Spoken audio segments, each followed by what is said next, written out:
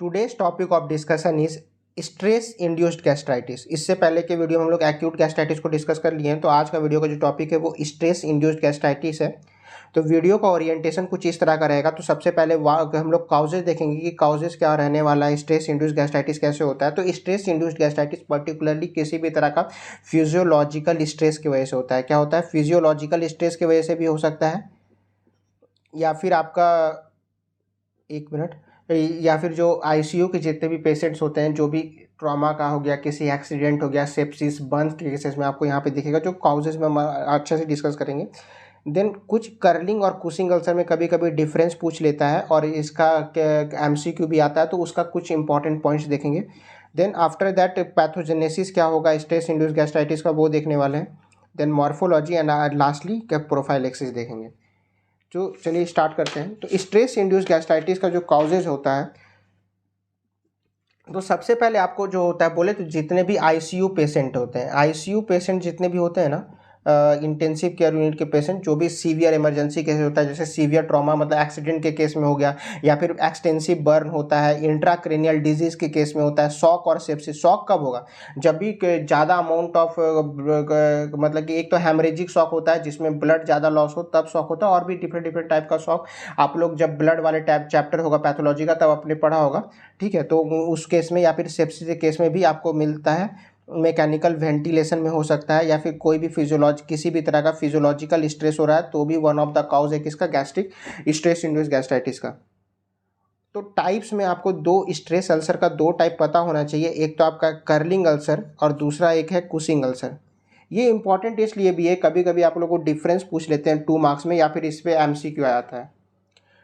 तो main particularly MCQ आपको पूछता है कि बर्न्स के केसेस में कौन सा अल्सर होगा, कर्लिंग अल्सर होगा, कुशिंग अल्सर होगा। तो आपको याद रखना है कि जो बर्न जो होता है उसमें क्या होता है, आपको कर्लिंग अल्सर होता है। तो यहाँ पे आप याद रख सकते हैं कि जो आर है यहाँ पे भी आर आ रहा है और कर्लिंग अल्सर में भी आ रहा है। तो बर्न कर्ल, तो बर्न में कौन सा अल्सर होगा? कर्लिंग अल्सर होगा, ठीक है। जो मोस्ट कॉमन साइट है आपका कर्लिंग अल्सर का, वो कहाँ पे होता है? प्रोक्सिमल ड्यूडेनम में होता है। ये जो होता है यहाँ पे जो अल्सर करेगा वो मल्टीपल होगा, एक से ज़्यादा नंबर का होगा, बट मल्टीपल तो होगा लेकिन स्मॉल होगा, छोटा छोटा अल्सर होगा और सुपरफिशियल अल्सर होगा। क्योंकि ये सुपर अल्सर जो है सुपरफिशियल होगा, तो यहाँ पे जो परफोरेशन का रिस्क है वो कम मिलेगा, परफोरेशन का रिस्क कम मिलेगा। वहीं कुशिंग अल्सर जो होता है वो इंट्राक्रेनियल डिजीज में आपको देखने को मिलता है, और जो मोस्ट कॉमन साइट है वो बॉडी और फंडस मिलेगा किसका? स्टोमक में। यहाँ पे अल्सर तो सिंगल होगा बट डीप अल्सर्स मिलेगा। मतलब डीप अल्सर, क्योंकि ये डीप अल्सर्स होता है तो यहाँ पे परफोरेशन का चांसेस ज़्यादा होता है।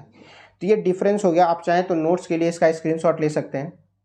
देन इसके बाद हम लोग पैथोजेनेसिस देख लेते हैं कि पैथोजेनेसिस क्या होता है आपका स्ट्रेस इंड्यूस्ड अल्सर का।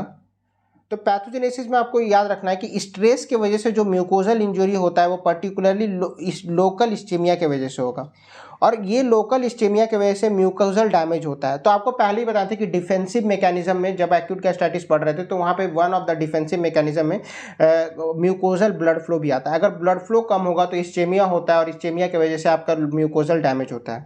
तो स्ट्रेस की वजह से हमेशा याद रखिए किसी भी प्रकार का स्ट्रेस होता है तो वहाँ पे हाँ, अगर देखिए कहीं पे आपका, जैसे हम लोग एक यहाँ पे काउज में आप लोग क्या पढ़े थे कि सीवियर ट्रॉमा के केस में आपका ब्लड को रोकने के लिए, मतलब ब्लड को रिस्टोर करने के लिए स्प्लैंक्निक वेसोकॉन्स्ट्रिक्शन होता है। तो स्प्लैंक्निक वेसोकॉन्स्ट्रिक्शन अगर हो रहा है तो उसके वजह से वहाँ पे ब्लड फ्लो कम जाएगा स्टोमक में, म्यूकोजा, गैस्ट्रिक म्यूकोजा में, जिसकी वजह से लोकल इस्चेमिया होगा और इसकी वजह से फिर म्यूकोजल डैमेज होगा। सिस्टेमिक हाइपोटेंशन, क्योंकि किसी भी प्रकार का बर्न्स हो गया या फिर ट्रॉमा हो गया, तो उस केस में आपका सिस्टेमिक का हाइपोटेंशन मतलब कि ब्लड लॉस होता है, जिसकी वजह से आपका हाइपोटेंशन होता है, और हाइपोटेंशन की वजह से ब्लड फ्लो कम होगा और उसकी वजह से local ischaemia, and local ischaemia की वजह से म्यूकोजल डैमेज। उसी तरह कहीं भी कोई किसी प्रकार का स्ट्रेस की वजह से नाइट्रिक ऑक्साइड का सिंथेसिस बढ़ जाता है, मतलब नाइट्रिक ऑक्साइड सिंथेस बढ़ जाता है, जिससे नाइट्रिक ऑक्साइड का सिंथेसिस बढ़ जाता है। जो नाइट्रिक ऑक्साइड क्या करता है, ये एक तरह का वेसो डायलेटर है, ब्लड वेसल का क्या करेगा? डायलेट करता है, जिसकी वजह से हाइपोटेंशन होता है। हाइपोटेंशन की वजह से ब्लड फ्लो कम होगा, और ब्लड फ्लो कम होगा तो लोकल इस्चेमिया होगा, और लोकल इस्चेमिया की वजह से म्यूकोजल डैमेज होता है। और अब बात आ गया कि इंट्राक्रेनियल इंजरी में कैसे होगा। तो इंट्राक्रेनियल इंजरी जब भी होगा तो वो वेगल न्यूक्लियाई को स्टिमुलेट करता है। क्या करता है? वेगल न्यूक्लियाई का स्टिमुलेशन करता है। और आपको पता होगा कि वेगस नर्व जो होता है वो गैस्ट्रिक एसिड सेक्रेशन को कंट्रोल करता है। जब भी वेगल न्यूक्लियाई का स्टिमुलेशन होगा तो वहाँ पे गैस्ट्रिक एसिड का सेक्रेशन बढ़ जाएगा जो कि गैस्ट्रिक डैमेज करेगा। तो ये आपको पर्टिकुलरली ये आपका पैथोजेनेसिस हो गया किसका? मतलब कि स्ट्रेस इंड्यूस गैस्ट्राइटिस का। तो आप चाहें तो नोट्स के लिए इसका स्क्रीनशॉट ले सकते हैं। एंड आफ्टर दैट हम लोग मॉर्फोलॉजी देखने वाले हैं। तो मॉर्फोलॉजी में जो अल्सर्स होगा या फिर अल्सर नहीं भी होगा अगर माइल्ड केसेस में सैलो इरोजन रह सकता है, या फिर अगर वो सीवियर हो गया तो डीप अल्सर्स मिल सकता है। कहीं एनीवेयर इन द स्टोमक कहीं भी मिल सकता है। ये सिंगल हो सकता है, मल्टीपल हो सकता है।